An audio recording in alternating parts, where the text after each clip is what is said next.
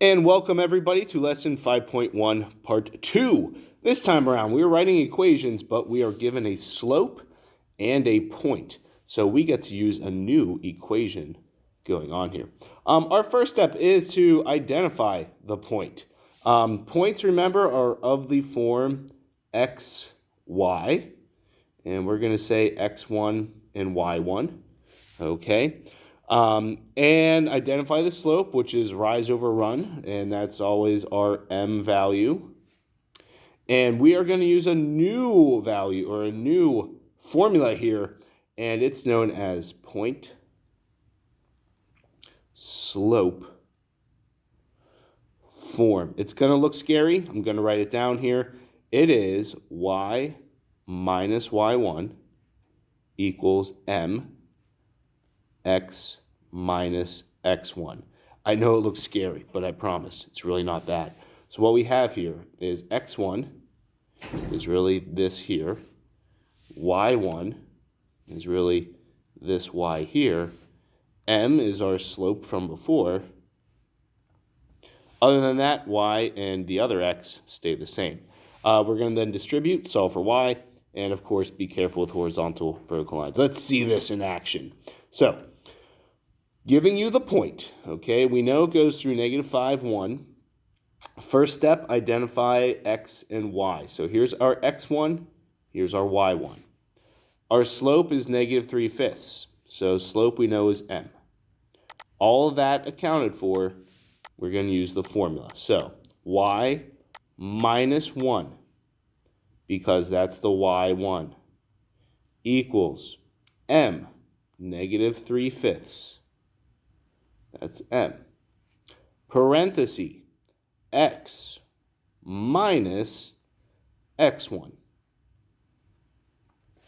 Now, I do a little extra parentheses here, and that's to emphasize we have minus a negative, which is going to become positive.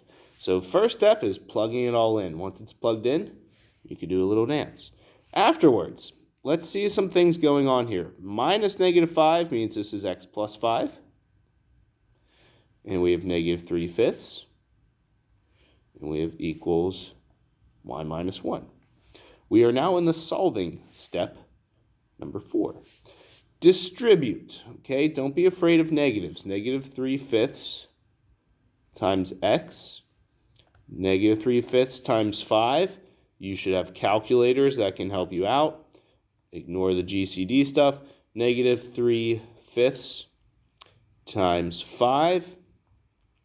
It's going to be -3. So minus 3 equals y minus 1. Last step, move that 1 over. It's going to go to the other constant. So y is equal to -3/5 x minus 2. There is your equation. It's going to go through both of those points. Okay? I know it's a lot, but practice will make perfect. So let's try out another example here. Okay, first step, identify x1 and y1. And we have our m. Remember good old point slope. I'm going to just rewrite it here again. And plug everything in. This time around, our y value is negative. So I highly recommend using that double parenthesis trick. -7 is our m, x minus 1. When you have double parentheses, I think it's a good idea to double check and just write everything out. This is going to be -7x plus 7. A negative times a negative is a positive. So I distribute it. Subtract the 5, subtract the 5. Y is equal to -7x plus 2. There it is, the equation. It's going through both of those points. Where you need to be extra careful, as usual, is with undefined slopes through points. Remember, undefined means vertical, which means x equals a number. Okay? And these are actually especially easy. Undefined slopes, vertical, x equals. Simply putting, this means that this point is part of a vertical line in which all values are -2. So, for an undefined vertical line, x equals, you just focus on the x coordinate. X equals -2. That is that line. It's that simple. That's it. But you have to be careful, because if your slope is 0, that means it is a horizontal line.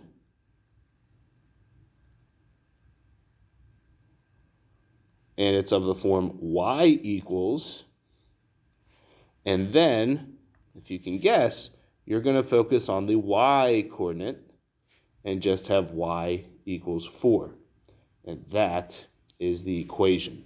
Horizontal, y equals. Vertical, x equals. Okay? So there are the practice problems for you to try out. One little note. Okay, let me guide you through our problems on the back here. And for these ones, you're going to identify the point, the slope, and then find the equation. So part A, I want you to identify what point is being used in this equation. Well, remember, the point comes from these two values. So in this case, our point, this is x, this is y, kind of going backwards.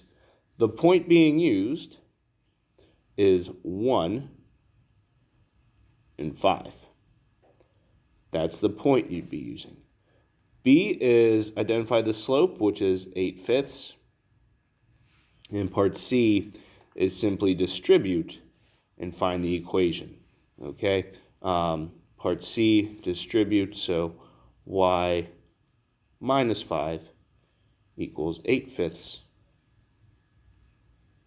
X minus 8/5. And we're going to add that 5 over. Here's where calculator is helpful. -8/5 plus 5, 3.4. It's a good idea to write it as another fraction. So y is equal to 8/5 x plus 17/5. Okay, so that is how I would like you to do the rest of those problems for there. Okay, great job, guys. Keep it up, and see you next lesson.